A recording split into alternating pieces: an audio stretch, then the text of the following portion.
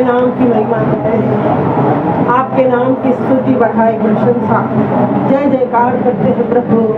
आज आपके दास ने प्रभु हमें बड़ी ही अच्छी शिक्षा दिया और हमने प्रभु परमेश्वर पिता प्रभु यीशु मसीह आपके सत्य के वचन को जाना कि हम प्रभु यीशु मसीह आप में आशीष पाए हैं जब आपकी आज्ञा को माना है, जब आप में स्थिर रहे। पौलुस ने थिस्सलुनीकियों की कलीसिया को तीमुथियुस के द्वारा जो उसने उस कलीसिया के विषय में सुना और उसके स्थिरता को देखा और उस कलीसिया में प्रभु का भय देखा, प्रभु का आदर देखा और वो स्थिर रहे और वो सुसमाचार का तीमुथियुस ने जब पौलुस को कलीसिया के विषय में बताया, क्योंकि पौलुस उस कलीसिया को छोड़कर बाहर चले गए थे और पौलुस ने उस कलीसिया का निर्माण तो किया, उनको शिक्षा तो दिया, लेकिन उनका चरवाहा कोई और था।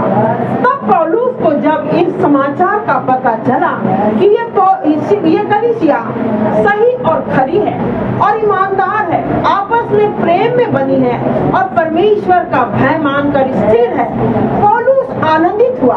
अपनी कलीसिया, अपने बच्चों के आशीष को देखकर पौलुस आनंदित हो गया और उसने बड़ी वाहवाही किया, बढ़ाई किया और परमेश्वर का धन्यवाद करने के लिए उसका मन जो प्रफुल्लित हुआ, वो आशीष को देखकर पौलुस ने तीमुथियुस के द्वारा आज की कलीसिया के हमको सिखाया कि हमें अपने जीवन में ईमानदार रहना है, परमेश्वर का भय मानना है, परमेश्वर की महिमा करना है और हमारा जीवन आचरण बदलना होगा। पुराना मनुष्य तो उतारना होगा, पुरानी बातें हमारे जीवन से दूर करना होगा। जैसे यहूदा इस्करियोती, वो 12 चेलों में गिना गया, लेकिन उसने अपना जीवन नहीं बदला, उसने धन का लालच किया, उसने चोरी किया और धोखे से प्रभु यीशु को पकड़वा दिया, उसने आशीष नहीं पाया, वो श्रापित हो गया और उसकी जान चली गई, उसको मार दिया प्रभु ने। ऐसे ही एली के बच्चे लुच्चे थे, उन्होंने परमेश्वर का भय नहीं माना, उन्होंने परमेश्वर को नहीं जाना और याजक के बेटे होते हुए भी परमेश्वर ने उसके आचरण के द्वारा उनको मार डाला। इसीलिए हमारा यही आज का वचन हमने सीखा कि जब हम प्रभु में स्थिर रहते हैं, अपना जीवन बदलते हैं, हम उस आशीष को पाते हैं जो परमेश्वर ने इस्राएलियों को दिया।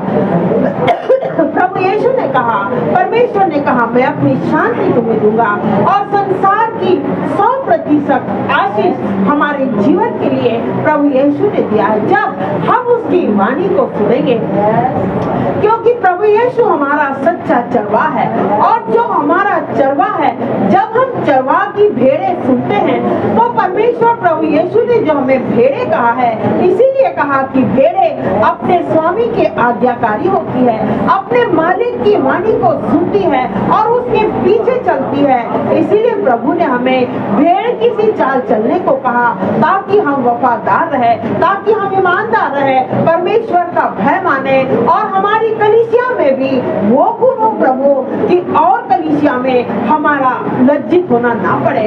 हम अपनी बढ़ाई क्या करें प्रभु, हमारी बढ़ाई परमेश्वर करता है। हमारी बढ़ाई पौलुस ने जैसे तीमुथियुस ने बढ़ाई किया कि उस कलीसिया को देखकर मैं आनंदित हूँ, मैं मगन हूँ, मैं परमेश्वर का धन्यवाद करता हूँ, प्रभु में आनंद होता हूँ। परमेश्वर और आशीष देता है जब एक दास अपने बच्चे के लिए प्रार्थना करता है, धन्यवाद देता है, उसकी बढ़ती को देखता है, परमेश्वर और दबा कर हिला कर अपने आसमान को खोलकर उस झरोके से आशीष की बरसात करता है। मैंने अपने जीवन में पाया है प्रभु, मैंने आपका भय माना है, मैंने आपके वचन को सुनकर प्रभु अपने जीवन में प्रभु आपके भय के अनुसार अपने जीवन को बदला है और मेरे जीवन में मैंने बरकत और आशीष और आपका अनुग्रह पाया है प्रभु। इसलिए हम यही सीखे, यही चले और प्रभु की आज्ञा में बने रहे, स्थिर रहे, मजबूत रहे। परेशानी कोई भी क्यों ना आए, कोई बहकाए, कोई कहे, लेकिन जो सत्य वचन है, जो सत्य का सुसमाचार आपका दास बड़े परिश्रम से हमें सिखा रहा है, उस परिश्रम को हम व्यर्थ न होने दें। यही पौलुस ने कहा, मेरा परिश्रम तुम्हारे सिखाने में व्यर्थ नहीं हुआ, मैंने जो सिखाया तुम वही सीखे और उसमें बने हो, मैं बहुत आनंद आनंदित हो। यही हमने आज सीखा और यही हम सीख कर चलने वाले बने। हमारे जीवन में ईमानदारी रहे, हमारे जीवन में आपका भय रहे, हमारे जीवन में आपका वचन रहे और वचन के अनुसार हम बढ़ते जाए, ताकि आपके दास को लज्जित होना ना पड़े। कई जगह में प्रभु बदनामी होती है। इस कलीसिया में ऐसा हुआ, उस कलीसिया में लोग बदनामी करने वाले, लोग निंदा करने वाले, लोग दोष लगाने वाले, आपस में प्रेम करने वाले नहीं है। वो शैतान है जो परीक्षा करवाता है, लेकिन परमेश्वर है जो आशीष देता है। तो हम परमेश्वर की सुने, हम आशीष के भागीदार हो, आशीष के सहभागी हो प्रभु, जो पौलुस ने हमें सिखाया और आपके दास ने सिखाया प्रभु। हमारा आचरण वही पुराना ना हो, चोरी का ना हो, झूठ बोलने का ना हो, गंदी गाली देने का ना हो और विचार का, मूर्ति पूजा का ना हो। जो हमें वचन पौलुस के द्वारा आपके दास ने सिखाया है, हम वही करने वाले बनने पाए। यीशु मसीह के नाम से दुआ प्रार्थना को मांगते हैं। पिताजी बड़ी दया से सुनिए। आमीन आमीन। धन्यवाद यीशु, धन्यवाद परमेश्वर। आज आपने अपने वचन के द्वारा हमें प्रभु अपनी सच्चाई को प्रकट किया और हमने सुना है। केवल प्रभु हम सुनने वाले नहीं, लेकिन इस वचन पर चलने वाले बने, और जिन बातों से आप प्रसन्न होते हैं उसी बातों में हम भी प्रभु ईमानदार बने रहें।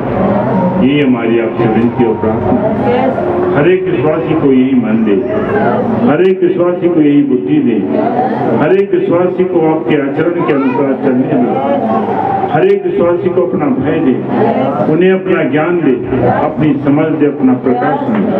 तूने अब तक संभाला, आगे भी संभाला। यदि कोई बीमार है, बीमारी को दूर कर दे। यदि कोई समस्या में है, इस समस्या को दूर कर दे, उन्हें अपनी अद्भुत शांति दे।